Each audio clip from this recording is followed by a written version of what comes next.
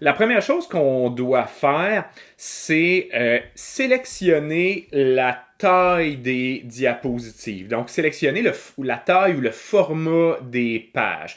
Qu'est-ce que je veux dire par là? C'est qu'il y a essentiellement deux formats disponibles. Puis le format, ça va être un format qui est un petit peu plus carré ou un format qui est un petit peu plus rectangulaire. Ça, c'est le format qui est plus rectangulaire, qui est de plus en plus très répandu, là, mais je vous dirais, là, juste si on remonte dans le temps là, de peut-être 2 ans, c'était assez 50-50, les formats là, de présentation qu'il fallait utiliser. Et le format à utiliser, puis je vais vous montrer comment le changer dans un instant, là, le format à utiliser dépend de l'outil de projection ou l'outil de visualisation qu'on va utiliser.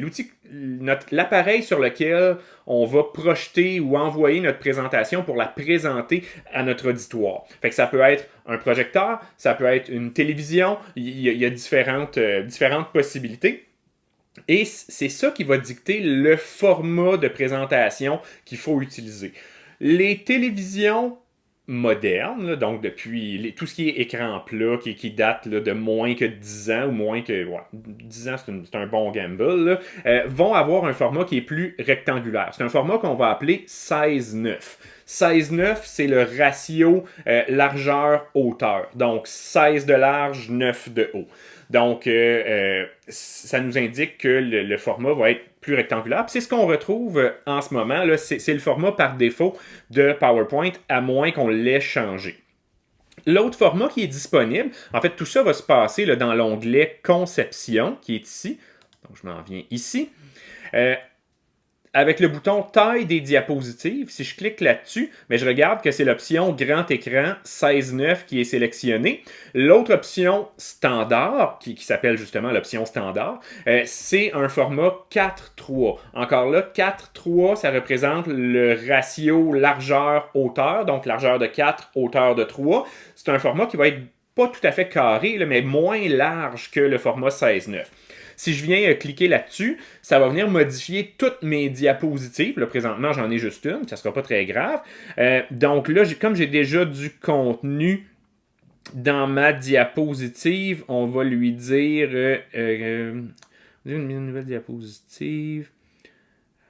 L'adapter à la nouvelle, on va dire agrandir, quelque chose comme ça. Donc, vous voyez, ma diapositive, elle est moins rectangulaire que la version précédente. Donc, si je remets ça en 16:9, ça la met plus large. Si je remets ça en 4:3, ben là, je lui dis comme ça devient moins large. Et donc, ce qui doit dicter votre choix entre les deux, c'est pas votre goût personnel. C'est si vous savez où est-ce que vous allez faire votre présentation et que vous connaissez les caractéristiques de l'outil, la télé ou le projecteur qui va être utilisé pour faire votre présentation, il faut choisir le bon format. Si vous ne choisissez pas le bon format, c'est pas si grave. Mais si, par exemple, vous choisissez le format grand écran, donc 16:9, puis que vous vous retrouvez à devoir utiliser un projecteur qui est en 4:3, ben vous allez avoir des barres noires en haut et en bas de vos diapositives. Donc, vous n'occuperez pas tout l'espace qui est permis.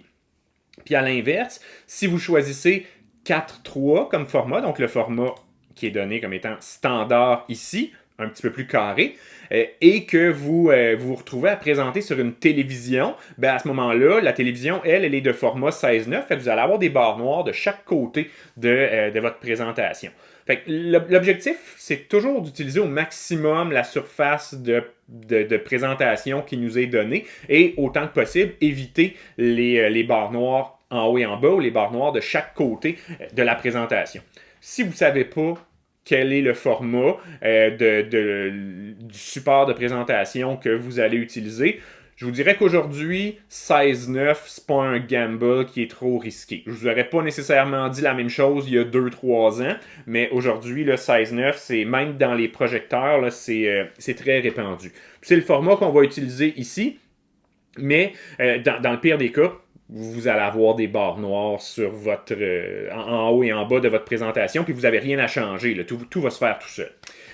C'est important de régler ça au départ. Donc, vous faites ce choix-là au départ avant de créer votre contenu de présentation, parce que si vous le faites après, ben, il va falloir souvent adapter votre contenu. Vous allez avoir du contenu qui était fait pour fitter sur une diapo plus large. Fait que là, ça va potentiellement dépasser une diapo qui est moins large, ou encore PowerPoint va réduire la taille. Fait que là, vous allez avoir plein d'espace en haut puis en bas qui est inutilisé. Donc, faites le choix de format avant de commencer votre présentation, puis après ça, faites votre contenu en conséquence. Faites pas ça après.